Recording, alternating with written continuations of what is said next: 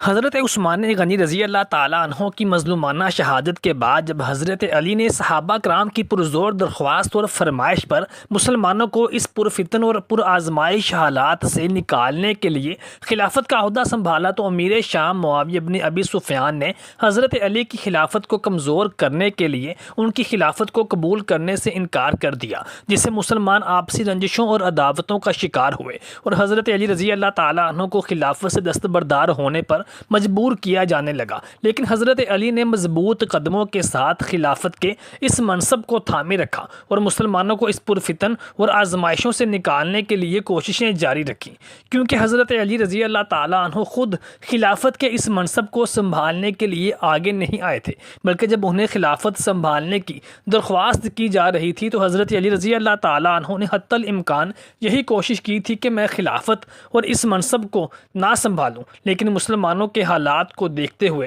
اور بدامنی کو دیکھتے ہوئے حضرت علی رضی اللہ تعالیٰ عنہ نے امت کے وسیع تر مفاد میں خلافت کا یہ عہدہ قبول فرمایا۔ لیکن معاویہ بن ابی سفیان جو کہ امیر شام تھے اور ایک متوازی حکومت قائم کر چکے تھے، ان کی جڑیں مضبوط ہو چکی تھیں۔ اگر وہ حضرت علی رضی اللہ تعالیٰ عنہ کا ساتھ دیتے تو یقیناً مسلمان ایک بہت عظیم نقصان سے اور سانحے سے بچ سکتے تھے، لیکن تاریخ کے اوراق گواہ ہے کہ معاویہ بن ابی سفیان نے حضرت علی رضی اللہ تعالیٰ عنہ کی اس خلافت کو کمزور کرنے کے لیے سازشیں تیار کیں اور ان کی خلافت کو قبول نہ کیا، بلکہ ان کے خلاف میدان جنگ میں نکل کھڑے ہوئے اور جنگ صفین کے موقع پر 90,000 سے زائد مسلمان ایک دوسرے کی ہی تلواروں کا نشانہ بن کر شہید ہوئے۔ حضرت علی رضی اللہ تعالیٰ عنہ کی مقبولیت اور ان کی مضبوطی سے خوف زدہ ہو کر معاویہ بن ابی سفیان نے حضرت علی رضی اللہ تعالیٰ عنہ کے حسد میں اور بغض میں ان پر لعنت اور گالم گلوچ کروانے کا ایک سلسلہ شروع کیا، جو کہ نہایت کارآمد ثابت ہوا اور ایک لمبے عرصے تک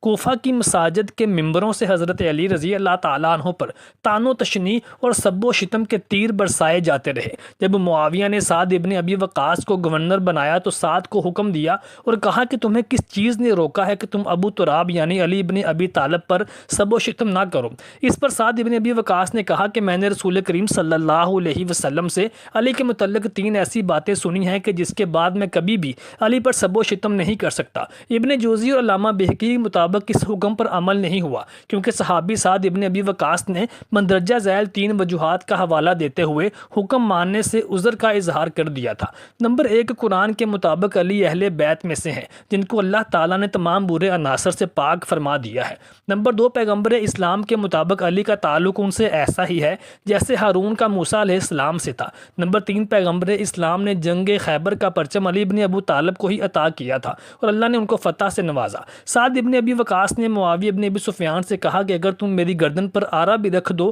کہ میں علی ابن ابی طالب پر سب و شتم کروں تو تب بھی میں علی پر سب و شتم نہیں کروں گا۔ معاویہ ابن ابی سفیان نے ممبروں پر علی ابن ابی طالب کو سب و شتم کرنے کے حکم سے قبل علی المرتضیٰ علیہ السلام نے اپنے صحاب کو جنگ صفین میں معاویہ کو سب و شتم کرنے اور برا بھلا کہنے سے منع فرما دیا اور اس عمل کی نہیں کی۔ سعد ابن ابی وقاص کے علاوہ سعد ابن زید رضی اللہ عنہ روایت کرتے ہیں کہ میں ایک دفعہ کوفہ کی ایک مسجد میں گیا تو میں نے دیکھا کہ وہاں حضرت علی رضی اللہ تعالیٰ عنہ کا نام لیے بغیر ان پر سب و شتم کیا جا رہا تھا اور طعن و تشنیع کا نشانہ بنایا جا رہا تھا، جبکہ اس وقت کوفہ کا امیر بھی اس مسجد میں موجود تھا اور سب و شتم کرنے والوں کے درمیان بیٹھا ہوا تھا۔ تو میں نے اس سے پوچھا کہ یہ لوگ کس کو سب و شتم کر رہے ہیں؟ تو اس نے بتایا کہ یہ ابن ابی طالب یعنی حضرت علی رضی اللہ تعالیٰ عنہ پر سب و شتم کر رہے ہیں۔ تو سعید بن زیاد رضی اللہ تعالیٰ عنہ فرمانے لگے کہ میں نے اس امیر کوفہ سے کہا کہ میں دیکھ رہا ہوں کہ تمہاری سرکردگی میں اور تمہاری موجودگی میں اصحاب رسول صلی اللہ علیہ وسلم کو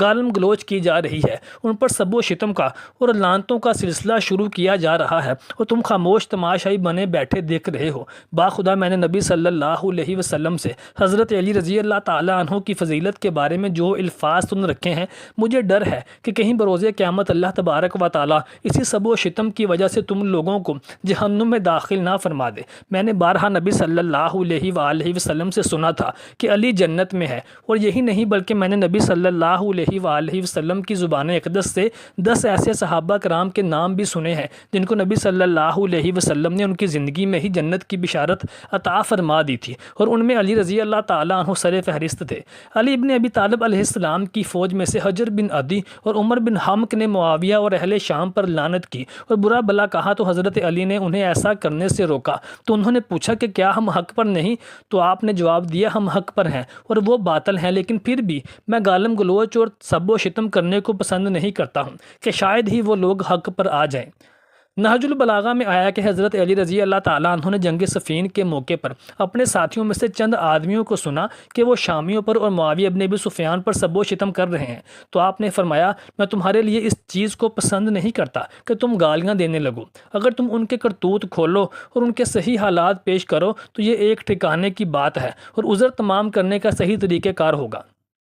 تم گالم گلوچ کرنے کی بجائے یہ کہو کہ خدایا ہمارا بھی خون محفوظ رکھ اور ان کا بھی، اور ہمارے اور ان کے درمیان اصلاح کی صورت پیدا فرما دے اور انہیں گمراہی سے ہدایت کی طرف لا، تاکہ حق سے بے خبر حق کو پہچان لیں اور گمراہی و سرکشی کے شیدائی اس سے اپنا رخ موڑ لیں۔ 1400 سال سے اہل سنت کی طرف سے شیعان پر مسلسل اعتراض کیا جاتا ہے کہ یہ حضرت علی رضی اللہ تعالیٰ عنہ اور رسول خدا کے بعض صحابہ پر لعنت کرتے ہیں، اور اسی وجہ سے طویل تاریخ میں شیعان کی جان، مال اور ناموس پر مصائب کے بہت پہاڑ ڈھائے گئے ہیں اور معلوم نہیں کہ ان مصائب کا سلسلہ کب تک جاری رہے گا۔ اسی وجہ سے شیعوں کے کفر کو ثابت کر کے ان کو واجب القتل بھی قرار دے دیا گیا ہے۔ اس کام میں اس قدر زیادہ روی سے کام لیا گیا ہے، حتیٰ کہ عبداللہ ابن قدامہ مقدسی نے کتاب المغنی میں فاریابی سے نقل کیا ہے کہ جو ابو بکر پر سب و شتم کرے وہ کافر ہے اور اس پر نماز جنازہ بھی نہیں پڑھوں گا۔ اس سے سوال کیا گیا اس کی میت کے ساتھ پھر کیا کیا جائے گا، حالانکہ وہ کلمہ یعنی لا الہ الا اللہ پڑھنے والا مسلمان ہے۔ اس نے جواب دیا کہ اس کی میت کو ہاتھ نہ لگانا بلکہ اس کو لکڑی سے اٹھا کر گڑھے میں ڈال دو۔ خطیب بغدادی رحمۃ اللہ نے ابو زرع رحمۃ اللہ سے نقل کرتے ہوئے لکھا ہے کہ جب تم دیکھو کہ کوئی شخص رسول خدا صلی اللہ علیہ وسلم کے کسی صحابی کی مذمت کر رہا ہے تو جان لو کہ وہ زندیق یعنی ملحد کافر ہے۔ اور سرخسی رحمۃ اللہ نے کہا ہے کہ جو بھی خلفاء پر کوئی اعتراض کرے تو وہ ملحد اور بے دین ہے اور وہ اسلام کے دائرے سے خارج ہو گیا ہے، اور ایسے شخص کا علاج اگر توبہ نہ کرے تو تلوار سے کیا جائے گا، یعنی اس کو قتل کر دیا جائے گا۔ اسی طرح سے خطیب بغدادی رحمۃ اللہ نے یہ بھی لکھا ہے کہ ابو ہریرہ رضی اللہ تعالیٰ عنہ فرماتے ہیں کہ میں نے رسول خدا صلی اللہ علیہ وسلم کو فرماتے ہوئے سنا، جو بھی ابو بکر اور عمر پر سب و شتم کرے گا تو آسمان پر خدا کے 70 فرشتے اس شخص پر لعنت کرتے ہیں، لیکن صد افسوس کہ جب امیر المومنین علی علیہ السلام پر معاویہ ابن ابی سفیان کی طرف سے سب و شتم کرنے کی بات آتی ہے تو تعصب اور مکمل ناانصافی سے کام لیتے ہوئے مختلف اور غلط بہانوں سے معاویہ کا دفاع کرتے ہیں۔ حالانکہ معاویہ ابن ابی سفیان نے اس کام کو ایک سنت میں تبدیل کر دیا تھا، لیکن اس کے باوجود یہاں پر لفظ سب و لعن کی توجیہ بیان کرتے ہوئے معاویہ کے نجس دامن پر کوئی دھبا نہیں لگنے دیتے۔ یہ کیسی انسانیت اور کیسا انصاف ہے کہ منبر سے امیر المومنین علی علیہ السلام پر معاویہ کی طرف سے سب و شتم کرنا تو کوئی بات نہیں، لیکن ابو بکر اور عمر پر سب و شتم کرنے سے مسلمان کافر ہو جاتا ہے اور اس کی جان، مال، ناموس سب کچھ حلال ہو جاتا ہے۔ کیا علی ابن ابی طالب علیہ السلام رسول خدا صلی اللہ علیہ وسلم کے صحابی نہیں تھے کہ حضرت علی رضی اللہ تعالیٰ عنہ رسول خدا صلی اللہ علیہ وسلم کے خلیفہ اور جانشین نہیں تھے؟ کیا علی ابن ابی طالب رسول خدا صلی اللہ علیہ وآلہ وسلم کے داماد اور ان کی بیٹی کے شوہر نہیں تھے؟ علی ابن ابی طالب علیہ السلام جب یہ سب کچھ تھے تو پھر ان پر سب و شتم اور لعن کو کیوں شرعی اور قانونی رنگ دے دیا جاتا ہے، اور جو ان پر اس بدعت کا آغاز کرتا ہے تو پھر اس بدعت کو سنت میں تبدیل کر دیتا ہے، اسے کیوں خالد المومنین کا لقب دیا جاتا ہے؟ امیر المومنین علی علیہ السلام اور معاویہ اللعین کی طرف سے سب و لعین کرنے کا حکم صادر کرنے اور اہل سنت کے بعض علماء کی طرف سے اس سب و لعن کی توجیہ کے بارے میں ذیل میں چند اہم مطالب ذکر کیے جا رہے ہیں۔ رسول خدا صلی اللہ علیہ وسلم اور حضرت علی رضی اللہ تعالیٰ عنہ پر سب و لعن کرنے والے کا مسئلہ۔ اصل موضوع کو شروع کرنے سے پہلے یہ واضح ہونا چاہیے کہ جو امیر المومنین حضرت علی رضی اللہ تعالیٰ عنہ پر سب و شتم کرے اور ان سے دشمنی کرے تو رسول خدا صلی اللہ علیہ وآلہ وسلم کے اس شخص کے بارے میں کیا رائے ہے؟ علی علیہ السلام سے دشمنی کرنا منافقت کی علامت ہے۔ مسلم نشا پوری اور اہل سنت کے بہت سے بزرگ علماء نے لکھا ہے کہ حضرت علی رضی اللہ تعالیٰ عنہ نے فرمایا کہ خدا کی قسم یہ بات رسول خدا نے مجھ سے خود فرمائی تھی کہ مجھ سے محبت صرف مومن کرے گا اور مجھ سے دشمنی اور بغض صرف منافق کرے گا۔ تاریخی ماخذ میں معاویہ ابن ابی سفیان کے حضرت علی پر سب و شتم یعنی برا بلا کہنے کے واقعات کے حوالے سے مختلف آراء پائی جاتی ہیں، اور اس موضوع پر اختلاف رائے موجود ہے۔ کچھ مورخین کے مطابق حضرت علی رضی اللہ تعالیٰ عنہ کی خلافت کے دوران جنگ صفین کے بعد کی صورتحال میں معاویہ بن ابی سفیان اور ان کے ماننے والے نے حضرت علی رضی اللہ تعالیٰ عنہ پر سب و شتم کا ارتکاب کیا، خاص طور پر خطبہ اور مقررین کے ذریعے، جبکہ دیگر مورخین اس بات کو تسلیم نہیں کرتے یا اس کی شدت کو کم بتاتے ہیں۔ حضرت علی رضی اللہ تعالیٰ عنہ کی شہادت کے بعد معاویہ نے حکومت سنبھال لی اور اس دوران ان کے حامیوں نے حضرت علی رضی اللہ تعالیٰ عنہ پر سب و شتم کی روایات شروع کر دی۔ خطبات اور اعلانات: بعض روایات کے مطابق شام کے گورنر معاویہ بن ابی سفیان نے اپنے خطیبوں اور مقررین کو یہ حکم دے رکھا تھا